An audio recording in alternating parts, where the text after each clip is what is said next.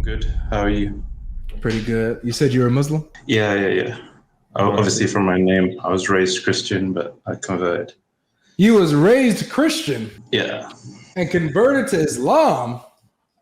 Yeah. What in the world came over you? Truth. Truth? Ain't no way. Yeah. Truth came over you and you left the Yeah. truth. Well, I was asking my pastors with what I felt were contradictions in the Bible, and they couldn't elucidate sufficiently. So I was like, yeah, this doesn't make sense. Did you say And elucidate?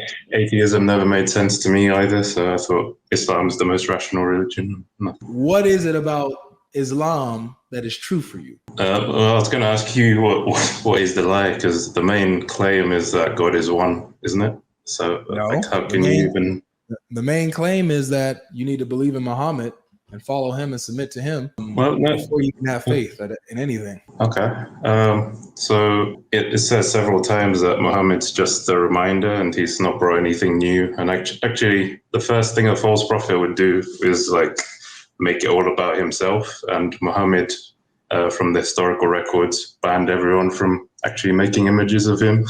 So in my mind, that's something no false prophet would do, because obviously a false prophet would be doing all the fake revelations for ego.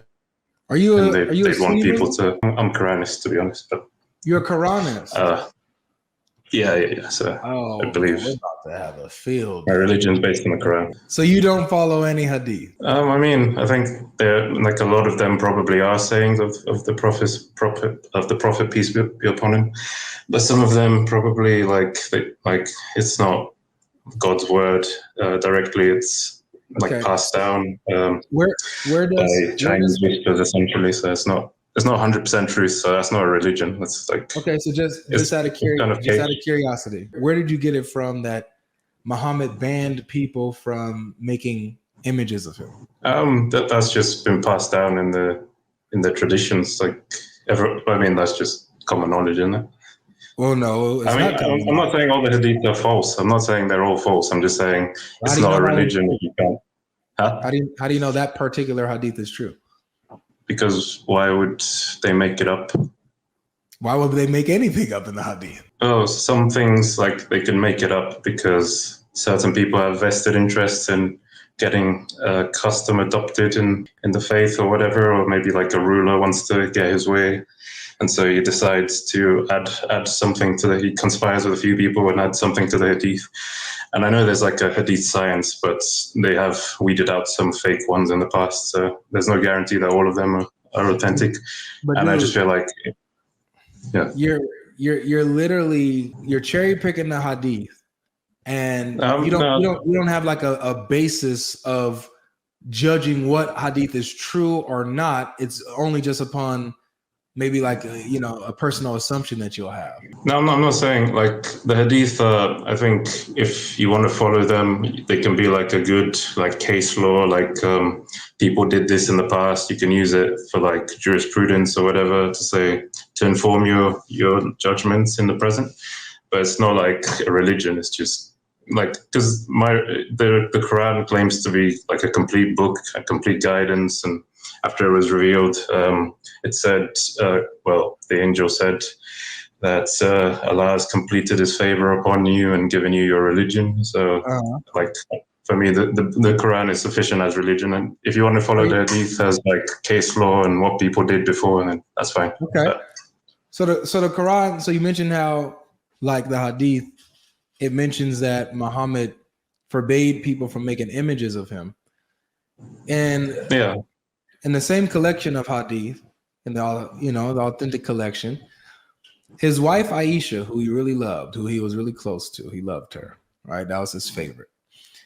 She made mention and said, "It seems like your Lord beckons at your will, or fulfills your desires, beckons at your desires." So using the hadith, we can kind of see that Muhammad does use Allah as a means to get what he wants. So based on your logic, what did he want exactly?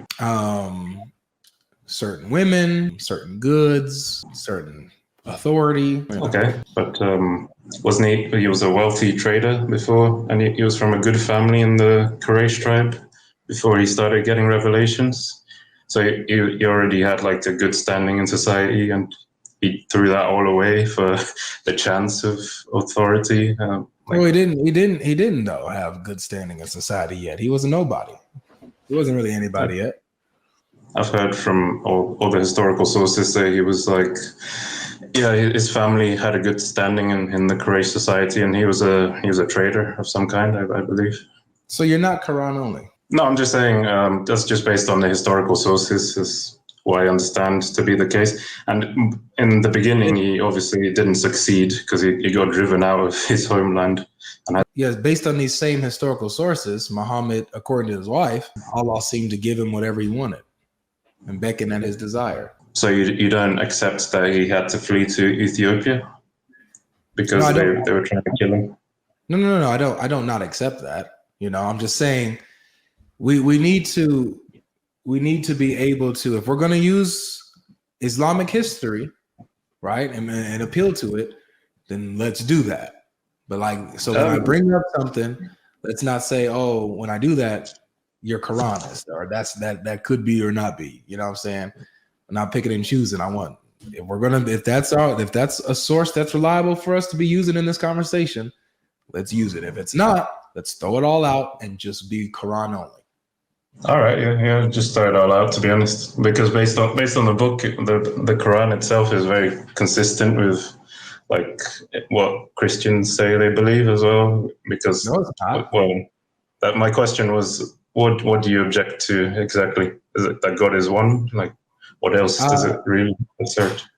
That God doesn't have a son. Okay, but but that's just to clarify, I guess, to people who take it literally and anthropomorphizing God, because like obviously you don't believe God has a son in the human sense, do you?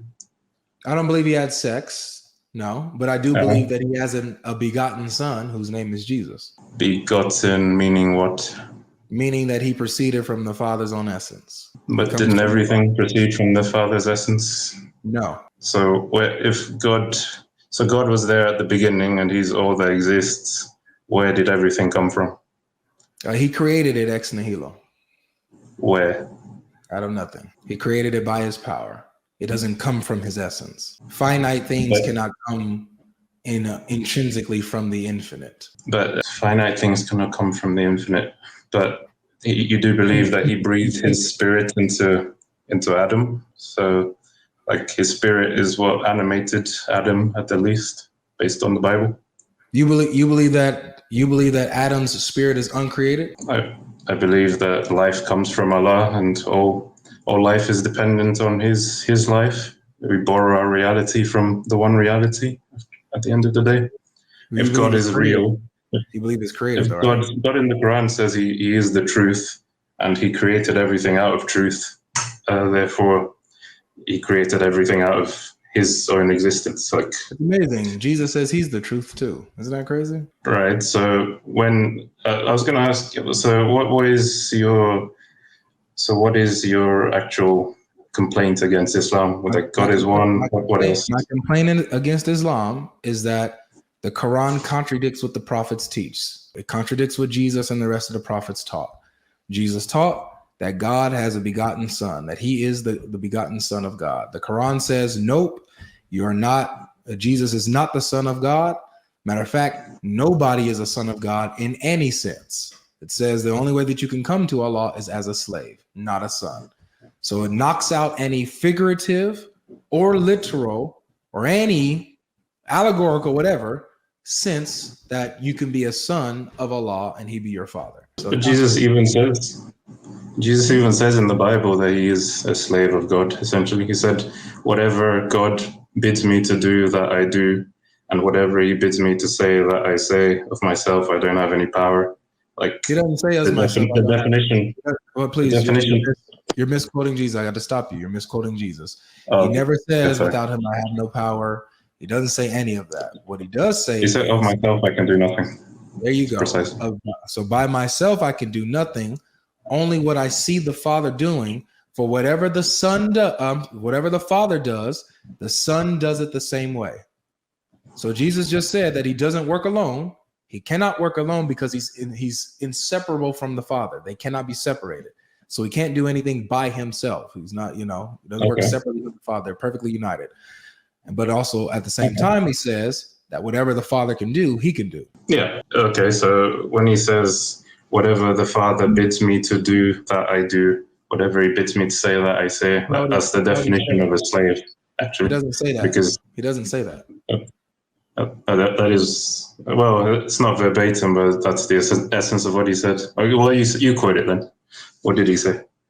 I just quoted you. So he just says the Son can do nothing by himself, but only what he sees the Father doing. For whatever the Father does, that the Son does it likewise, the same way. So he just said that he can't work separately from the Father. However, whatever the Father can do, he can do it the same way. And he continues, he says, for just as the Father gives life, so the Son gives life to whomever he wills. I'm pretty sure it does say, wherever I see the Father. Well, what does he say? He says, wherever the Father bids me say, I say, or something like that. Like and well, also he says something along the lines of, as I hear, I judge. These words are not mine, but the one who sent me. Stuff like that. Okay. That could probably be what you're referring to. Yeah. Okay. So let's assume whatever the Father told him to do, he did. That's the definition of a slave, right? Because the person. I wouldn't say that that's a definition of a slave per se. I would say that that's a definition. It's a servant, but let me ask you this: children serve their parents, right? Right? They do what their parents say. They do what their parents told them to do. Right? So children are servants of their parents. You can say they're slaves of their parents, but they're not merely servants. They're not merely slaves. They are children. They are sons and daughters of their parents. Right? So you're saying that God also cares for him, but he is an obedient servant, essentially? He's a servant. He is a servant, but he's not merely a servant. He's God's son. Sons serve their fathers. So Jesus was he's a good son. He serves his Father. Now, just because he serves God doesn't take away his identity as the Son of God. It's just showing that he's a good son. Okay. But could Jesus disobey the Father? Would he disobey the Father? Nope. He is in perfect unison with the Father. They have the same will. So they can't go against each other. They have the same will. Perfect unison. So my point in showing this is that there's a different, like, let me just ask you, you understand now that there's a difference between a slave and a son, right? Well, you can be both, right? You could be a slave. True. It even says in Proverbs, it says, bring your servant up as kindly from a child, and then you have a son at the end or something like that in Proverbs.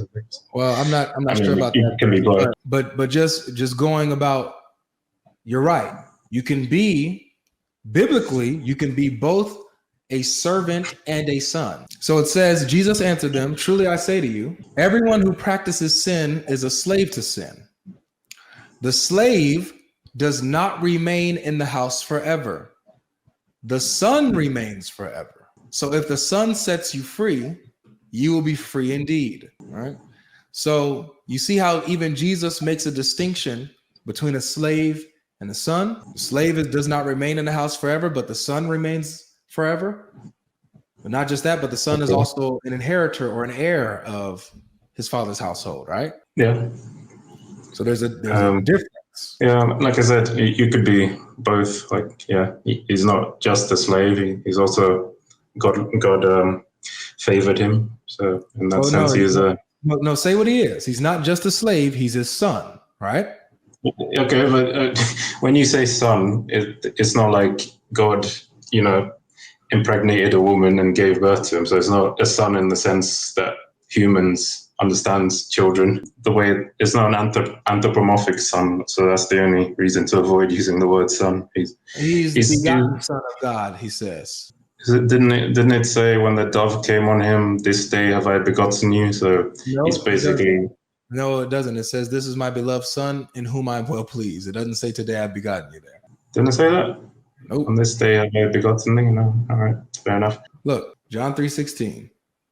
You said you were a Christian, so you know this. For God so loved the world that he gave his only begotten son. Begotten. The Quran says Allah neither begets nor is he begotten, right? Yeah. So what do you mean begotten? That's what I want to understand. I already told you. He comes from the Father's essence. He is of the Father. He shares the same nature as the Father. The Quran says Allah doesn't beget, nor is he begotten. So Muhammad in the Quran directly contradicts what Jesus teaches, that God did beget. But wasn't there also a verse in John that said there's three in heaven who bear witness, and that got taken out because it was big? That has nothing to do with this. I want you to focus, please. Focus. Jesus says that he's the begotten son. The Quran denies that God. The Quran denies Jesus as being God's son, so especially, and it denies that Allah begets. So yeah, this is a direct contradiction to what Jesus says. It depends what you mean by beget, to be honest, because you could say God begot the whole world because he created it. Show me in the Quran where it says that Allah begot the world. He created the world. So if by beget you mean he created it. No, show me where it says he begot it. Well, that's just semantics, but it depends what you mean by the term. It's semantics.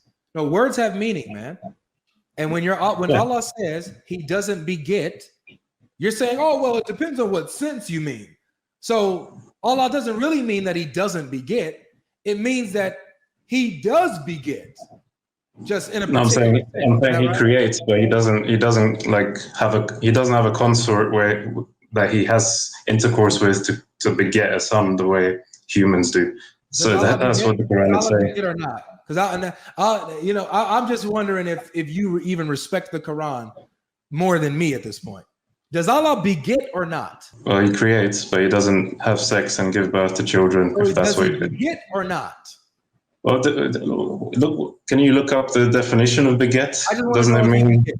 I just want to know if he begets. That's all I want to know. No, he creates. So he does not beget? If by beget you mean create, then he does beget. But thanks, John. I'm gonna just let you go with this, man. If you're gonna have these. Oh wait! I never even got to my question. Actually, we've just been discussing random things. John, don't cut me off, please. At this point, what you have shown is that you're dishonest intellectually. You're dishonest with your own verses. You can't be honest about what your own verses say, and so because of that, you waste my time. You waste my time, man. So I'm surprised you're angry. I've been very polite, actually. Continue this conversation with you if you're going to be dishonest about your own text. So why am I dishonest? Because I'm just saying the way I am. Wasting my time.